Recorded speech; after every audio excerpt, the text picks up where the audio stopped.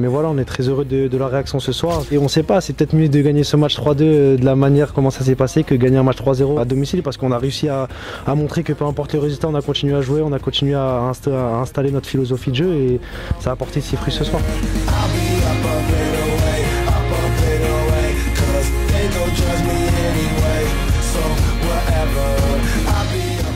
Bienvenue dans la quotidienne, l'OM qui touche de plus en plus à sa qualif européenne en confortant sa deuxième place après sa victoire face à Nantes. Match piège, 3-2, score final et regardez, on va jeter un petit coup d'œil au classement de la Ligue 1.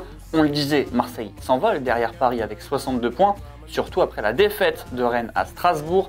Gros choc pour le podium, deux confs, deux ambiances après le match. D'un côté, pas évident de passer devant les journalistes quand t'as un vestiaire qui explose derrière. Et plus de volonté dans la récupération du ballon que nous. Et on a subi énormément.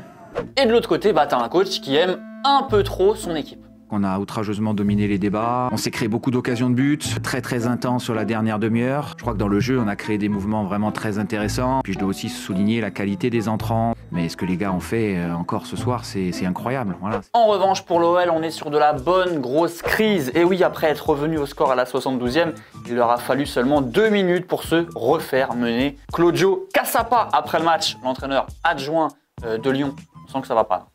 Très dur. Moi aujourd'hui, je suis dégoûté, si je peux dire ça. Dans le foot, on connaît tous, si tu marques pas, tu payes cher.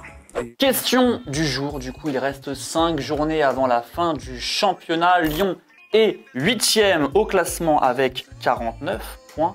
Lyon a-t-il encore une chance d'accrocher une place européenne? On le rappelle, 5e place Ligue Europa Conférence, 4e place Ligue Europa. Est-ce que c'est encore possible pour l'OL?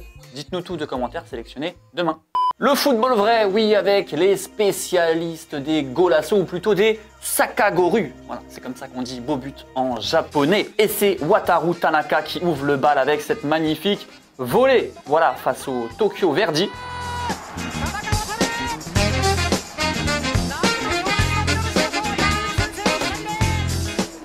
Et j'ai peut-être mieux en magasin, regardez, c'est signé Yuzo Iwakami. Je vous l'avais dit, c'était les boss des golasso, des sakagoru, les japonais.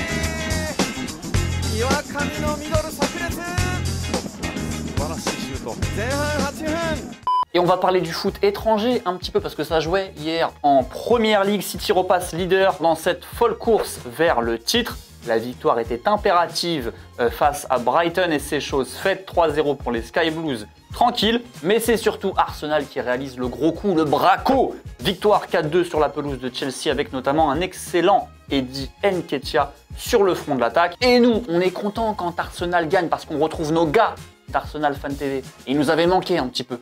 I'm so happy for. I'm finished on my feet now. Eddie Nketiah, call me. Call me. Carry on. You know I got you, baby. Talk to me, baby.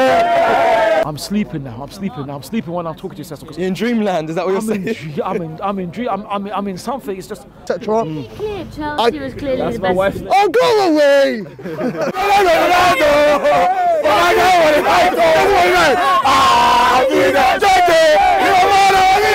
Pendant que dans le même temps, United a enfin officialisé l'arrivée d'Erik ten Hag. Ça y est, bon, on le savait plus ou moins, puisqu'on peut lire depuis 2 semaines que le coach hollandais ne voulait pas garder tel ou tel joueur alors qu'il n'avait même pas encore signé au club. Et ce qu'on peut lire du côté du Daily Mirror, c'est que 6 joueurs arrivent en fin de contrat et ne comptent pas être reconduits par Erik ten Hag. On parle de Paul Pogba, de Matic, de Lingard, Cavani, Mata ou encore Lee Grant. 6 autres joueurs ne sont même pas en fin de contrat, mais ils ne compteraient même pas sur eux. On parle de Wan-Bissaka, Eric Bailly, Phil Jones, Alex Telles, Anthony Martial et Marcus Rashford.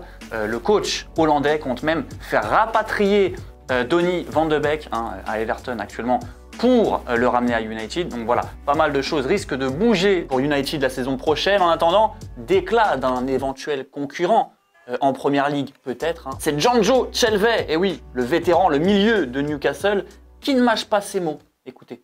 I feel in time the club will be like massive club. You know, we're talking Man Cities and Paris Saint-Germain's and things like that. I think they're going to get to that stage with Saliba. Et le Real, quant à lui, est beaucoup plus tranquille puisqu'il s'envole seul en tête de la Liga. David Alaba s'est même invité à la fête hier soir et qui dit Alaba buteur dit le Real qui tweet une chaise. Bien sûr, c'est devenu sa petite marque de fabrique à l'Autrichien. On ne sait pas ce qu'il a avec les chaises, mais tranquille, on valide le délire. Bref, les deux petits commentaires à la question de Julien hier qui était comment voyez-vous l'avenir de Manchester United? Tout simplement, dans un futur plus ou moins proche. Mister Gelo, tu penses qu'Eric Ten Hag va faire le taf, mais qu'il faut des départs, notamment celui d'Harry Maguire. Voilà, il faut renouveler la défense en urgence. Et Dilsman, pour toi, il faut tout reconstruire. Le coach de rêve, ce serait Eric Ten Hag. Bon, du coup, c'est fait. Mais tu aurais aimé qu'il emmène avec lui le directeur général de l'Ajax, qui n'est autre qu'Edwin van der Sar. Voilà, lui qui a joué à United. Ce serait peut-être pas une mauvaise idée, effectivement. Bref, c'est la fin de la quotidienne. On se retrouve demain, comme d'habitude, même heure, présenté par Marine, voilà, aux manettes, qui était venue plus tôt dans la semaine. Bref, on se dit ciao du coup en images et en musique du coup. Ciao.